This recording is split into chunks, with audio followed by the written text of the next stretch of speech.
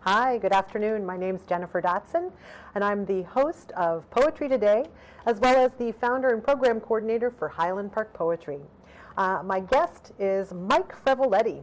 Mike is a poet and short fiction writer living in the western suburbs of Chicago. His work has appeared both in print and online in places like Kind of a Hurricane Press and River Poets. Mike won the Palatine Library's 2018 Write On Award for his poem, The Queen Bee. This past summer, a poem of his was also included in the Driving Cars anthology published by Highland Park Poetry. Mike is the historian and email coordinator for the Illinois State Poetry Society. He supplements his poetry and fiction writing endeavors with employment in the insurance industry as a project management professional. Thank you so much for coming. Oh, thanks for having me. We met, I guess it was just about a year ago, or was it earlier than that? I was thinking it was at the Illinois State Poetry Society annual meeting. You're right. Okay. Yeah, you're on it. All right. Yeah. So I know you're involved with them, and your bio says that you're the email. What does that mean? Oh boy.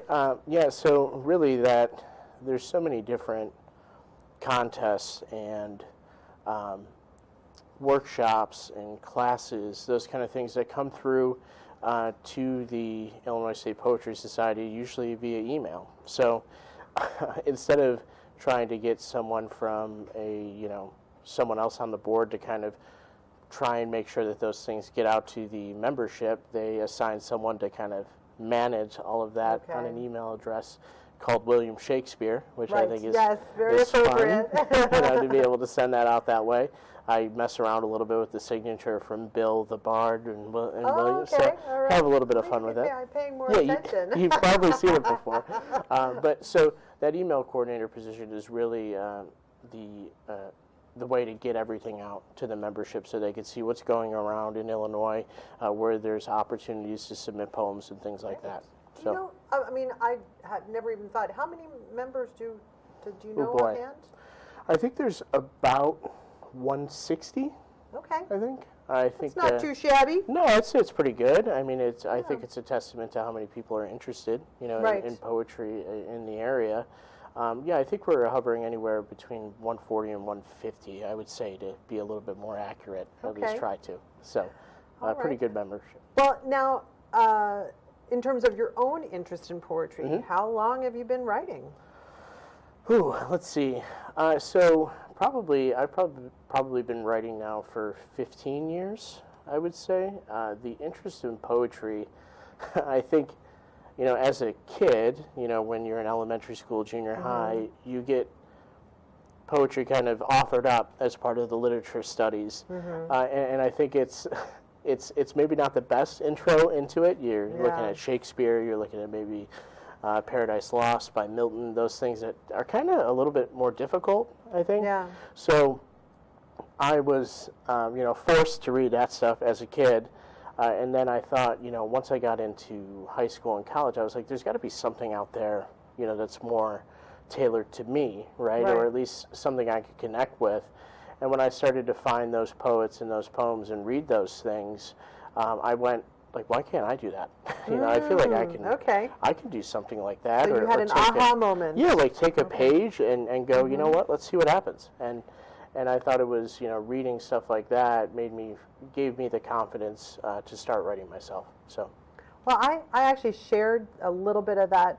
I guess because I took English literature as a major in college, and it was a lot of British old dead white guys, and I didn't really connect to them so much, and it wasn't until I read Denise DeHamel.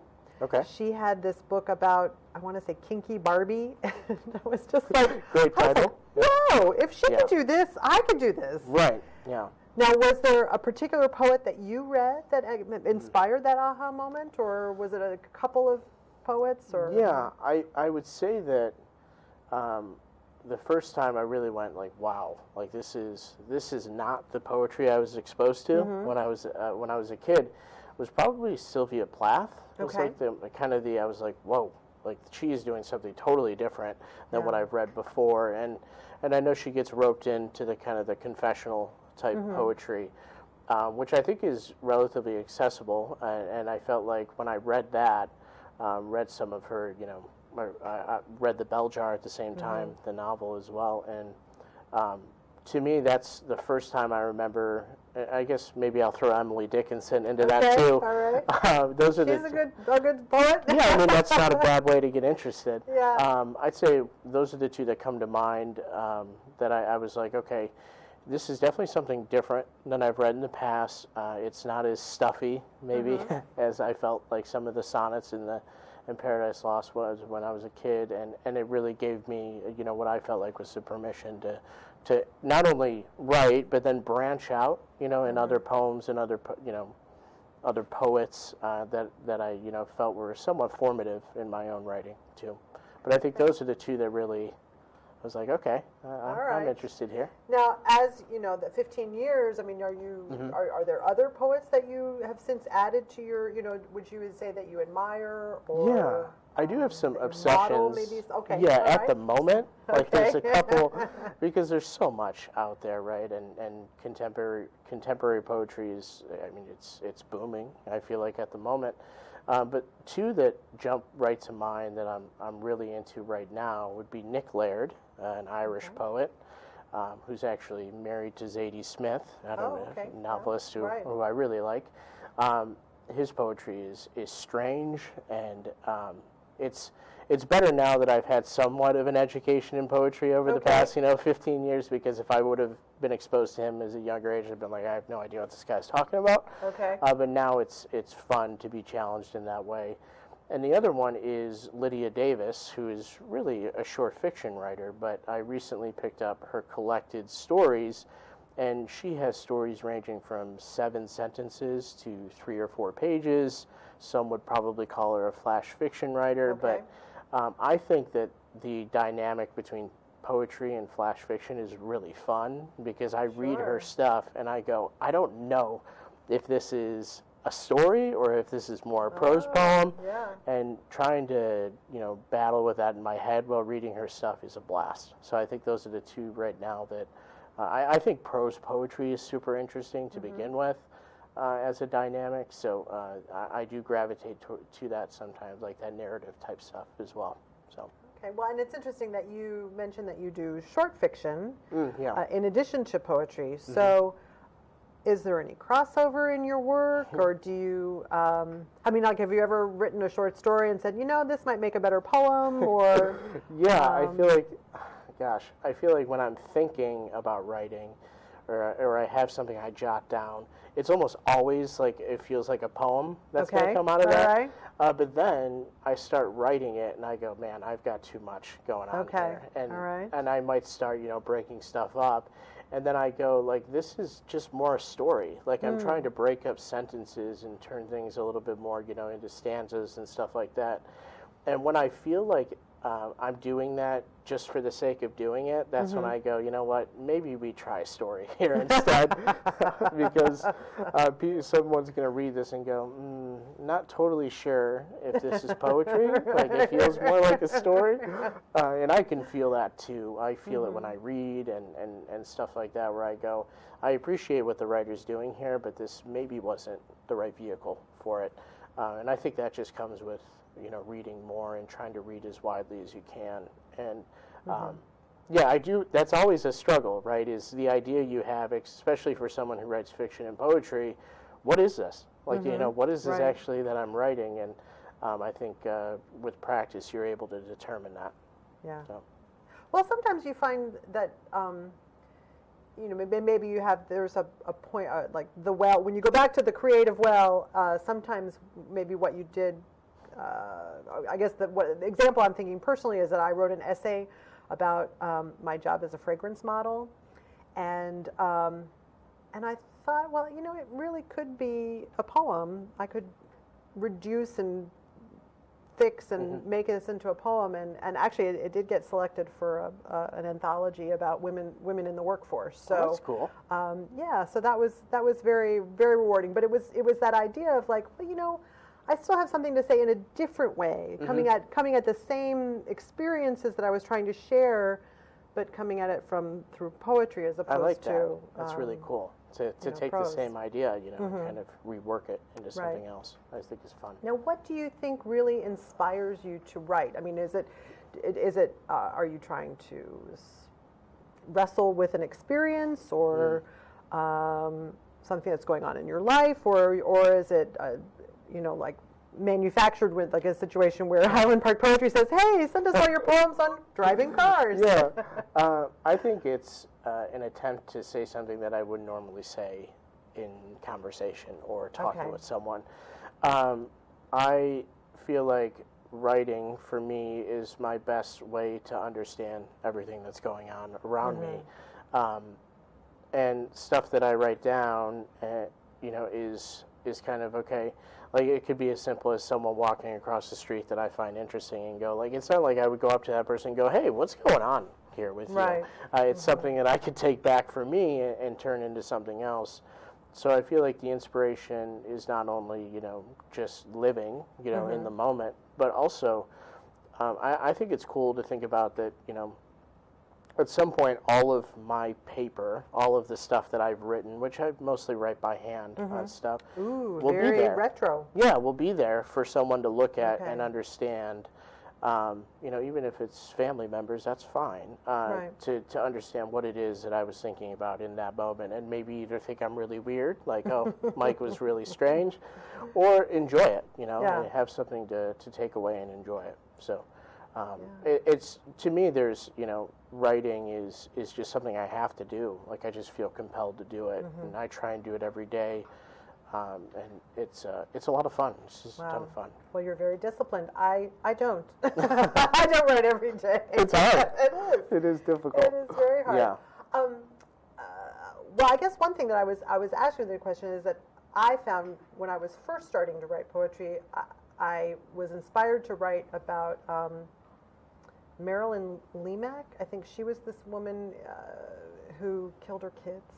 And I was a new mom at the time, and I just could not wrap my brain around that whole thing. And so I hadn't written much of anything. I'd written some plays at the time, but I hadn't really written any poetry. And so it just came out sort of as a poem, and I guess I got hooked at that point. But it was a way of dealing with something. And recently on the internet, I mean, obviously there are people who use Facebook and post what is like Instagram poems, very short things. But I somebody shared a poem recently that was written by a student who was in Santa Clarita, and it was a response to the shooting and sort of all of the shootings that we've experienced. And it was written as a letter poem, like Dear Parkland, dear. Now I'm blanking on the schools, but it lists a Columbine and a third school, and it said, how did these people process? How could they keep going day to day? And so that was taking some serious events in the news that it's hard for us, traumatic, terrifying things, and it's hard for us to sometimes deal with. Yeah. And then trying to translate that into. Well, maybe I can understand it if I write a poem. Yeah, I think I agree with that. I do think that there is a means of trying to, figure that stuff out and deal with it in the best way you can. And for me, I do think that, given things that are going on in the news or even historical things that I wasn't even alive for, but maybe just learning about or reading in something that, like a book or a history book or something like that, trying to reckon with some of that stuff, I think, comes through, in the writing. I do think I sometimes shy away from that stuff only because I do like to try and be funny a little bit, and not to say that you can't be about serious subjects. You, of course, can. But I think it's one of the things that I think is fun about serious poetry is that it can be funny, like, and that's okay, you know, and whereas I've, like, kind of talking about what we talked about earlier with some of the exposure as a kid, it's like, this is serious and it's not funny, and it shouldn't be. Whereas, like, the way I look at it, and I think a lot of poets do, I would say, is, like, it can be, like, and there's nothing wrong with that. Right. Even if there's something serious, you can inject some level of humor in it and have it be, you know, received as a serious work of writing, you know, which I try and do. Well, speaking of writing, maybe we should have you read your poem from the anthology. And thank you for publishing it, by the way. Well, you're very welcome. Alrighty, let's see what page I'm on here. I should have it memorized, but I don't. Okay. So this is called Tie Rods, and I think you mentioned before, Driving Cars, a car-related anthology, which was fun and a cool theme. Okay, Tie Rods. Tonight the moon encased the road with shadows. At first the pavement evolved into a smooth lake. An ice sheet through the woods where we drove with abandon, forging a breakable bond with machinery, our warm steel blanket. Everything solid, an alignment in both direction and purpose, yet you look concerned. Roll down your window as warm air puts a hand upon your shoulder, perhaps a comfort, but unlikely. Just then, my diagnosis of our joyride has failed us both. The forces no longer transmit, the wheels no longer turn, and nothing is as certain as we assumed it always was. I paused to consider the necessary action for course correct, when really the simple fact is fate is unknown, distant. A used sports car, old and beautiful, waits in the wings, promising a better you, that you may or may not be around to see. Okay. So was this inspired by an actual event, or? So really the only inspiration when I set out to write this poem is that the tie rods on my car snapped out of place. Oh. So I thought about when I got to the mechanic and he saw that the tie rods were shot on my car, he's like, I don't know why your tires didn't fly off. Because I had driven a couple days on it and felt the rattling and went, you know what, I'll go in soon. Yeah, an awful idea.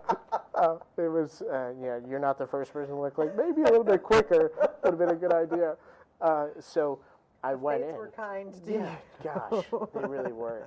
So I went in and he said that, and I was like, man, I was just driving along, like everything was great, and I'm like, oh, there's a little bit of shaking.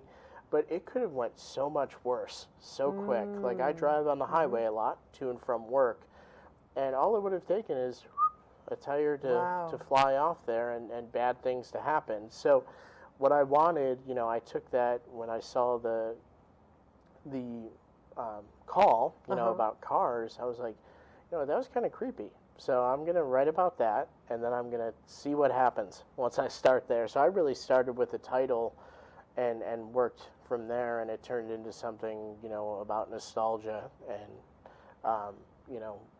Well, I was interpreting a whole thing with like a relationship where, you know, this drive somehow transforms into, are they together or not together? I mean, it just seemed like, you know, the whole thing about fate and you're kind of not in control. None of us in control. And that's true too. Like, I wanted it to be a little bit about like, okay, like, this is so awesome to be driving this old car and I feel great about it. Look how awesome it looks. Yeah. And then realizing that, like, oh, I'm 25 minutes into the drive and something doesn't feel right, and now I look like I'm doing really good, but actually I'm kind of afraid about what's happening here. You know, like, I don't feel, this might be a beautiful car on the exterior, but the interior is not working too well at the moment. Yeah. And I thought it was cool to think about, okay, like, when I'm driving and I see someone with like a beautiful old car, I go, man, that's really cool. He or she must be doing pretty awesome. But like, really, like, they might be nervous about how, okay, this car is from the 50s, it looks great, but is it actually going to work, properly? And for me, it was just fun to kind of think about, okay, how easy it is for things to look great, and then they are not in, a really quick moment. So. Yeah. Is there anything that you're working on now? Well, it's, from a poetry perspective, I'm always, writing something or, revising something that I wrote the day before. But to be totally honest with you, right now, I don't know if you're familiar with National Write a Novel Month. Oh, yes. NaNoWriMo. Yeah, exactly. So I've done that twice, written 50,000 words in a month. Wow. And both of those things were exercises in writing really badly for a long amount of time. Okay. I'm doing that again this month. So, oh, wow. I mean, that's, if you're going to get through 50,000 words in a month, that's about 1,700 words a day. So I'm doing that right now, and that's taking up a lot of the writing time. I don't know whether or not what I'm writing is any good, but at least it's I think it's been said a lot of different places that you have to write a lot to get a lot of bad stuff out there to have hopefully write some good. Okay. I think this is always an exercise in that, and I'm hoping that since I've done it twice now and have stuff that's jammed into a drawer that's either by hand or a mixture of stuff on the computer and by hand. So now, okay, I do know about the NaNoWriMo. Now, so you post what? Your 10,000 words every day, or how does that work? Yeah, so the way it works is you're writing in, probably at this point, a Word document is easiest there because the website itself, NaNoWriMo has a website. You just upload your count to a counter on the website, but then at the end, in order to validate it, it actually has like a counter that you copy and paste the entirety of the document in there. It validates that you hit 50,000 words, and you did it. Okay. So what I do is, after I get the X amount of words that I've been able to get out that day, I just throw that number up in the counter and update it, and it gives you statistics around, how much you've done that day, what day you might actually be done. Mine's not beautiful at the moment, but it's... it's the website's pretty intuitive in that way. Okay. So, it works pretty well. So that's taken up a bunch of my capacity for writing. Well, thank you so much for coming all this way. It's a pleasure. It is really. To make it here, I mean, you mentioned that the drive here was 50 minutes at least, and so you got to calculate that there's that much there, and then there's the half hour that we're talking. So that's a big commitment to while you're in the midst of NaNoWriMo that you've taken away from. So I'm sorry for your word count today. It might suffer just a bit, okay. But you gotta. It is. I think since I usually focus on writing poetry so much, you think like, oh, I have 30 minutes here, and I can only write 50 or 60 words. But then when you're put in something like this, where you have to, if you want to be done, you at least have to write this many words per day. And then you realize, I actually have more time than I thought I did to write. And normally I can get through that amount in probably like an hour and a half, So my question to you is, since you mentioned that you do a lot of stuff writing by hand, do you write by hand on this and then type it into the, I don't know. The first time I ever did it, I tried that, and it did not go well. I finished, but a lot of my time was spent doing exactly that. Okay. Like, having to take it from paper into the computer, so it was brutal. So I don't do that anymore, but I will have, if I'm at work or out and not by a computer, if I have something and I'm like, oh gosh, this needs to go in there, I'll write it down, and then it'll more just be a germ of an idea that I can expand on when I get there, but I won't usually, do much more than a couple paragraphs by hand there, so I don't make it where I'm behind trying to type stuff into the computer. So really try and stick on the computer for that one. Okay. Yeah. I have heard that there's another, there's an April Poetry Month version. Yeah.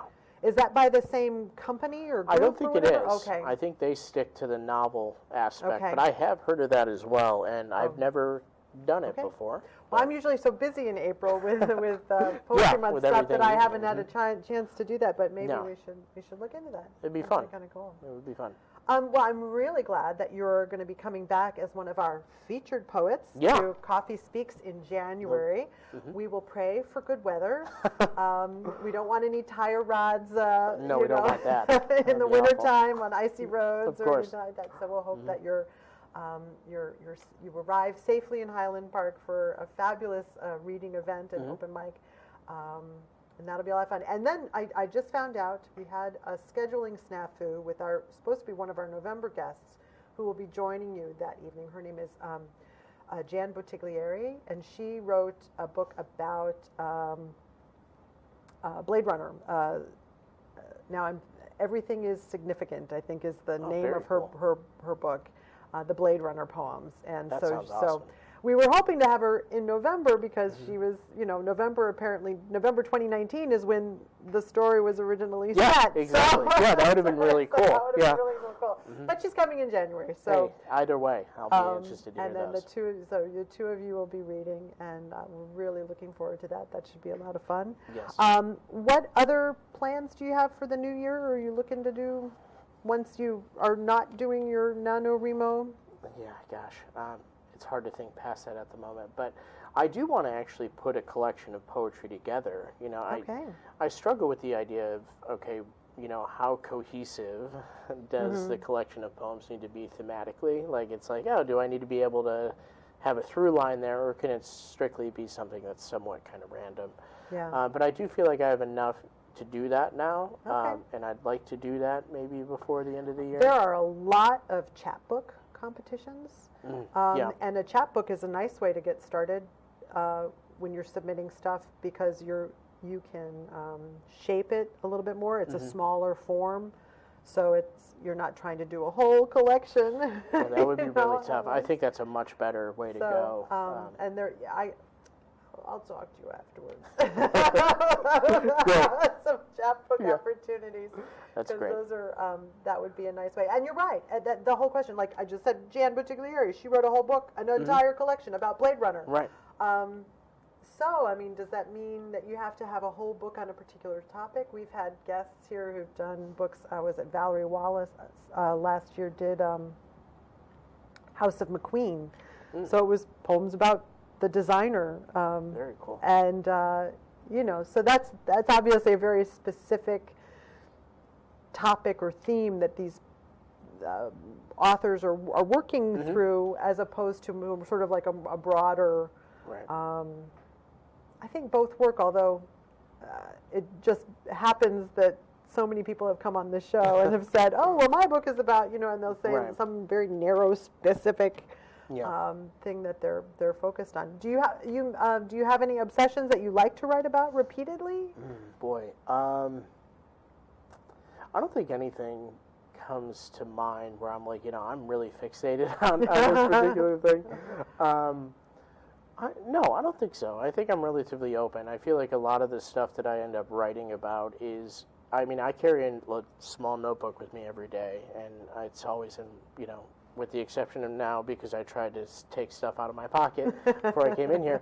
But I do, it's like I said, just little ideas or little things that are intriguing, and I think that's important as a writer to keep that because you never know when something's going to pop up that you're like, I need to explore this. Yeah. So it's really random. Like some of my poems are incredibly random. It's things from like a limerick to, to 15 lines on, like, for instance, you said in the intro, the queen bee. Right. Like it was about, I was looking out on a deck and I saw like a nest of bees in, in one of those umbrella, like the stem of an umbrella. It's like, that's horrifying. But, I'm on the outside looking in. What could, how could I communicate to the people out there? It was like, oh my gosh, there's a bunch of bees in there. You should be careful. So it's just random for me. Yeah. And I think that's one of the most fun parts about it. Well, I hope that you will take the HP 150 Poetry Challenge, the Highland Park Poetry Challenge for 2020. And thank you so much for joining us today. Thanks for having me. And we look forward to seeing you live and in person in January. I'm excited about it. All right. Well, thanks for being my guest. Thanks,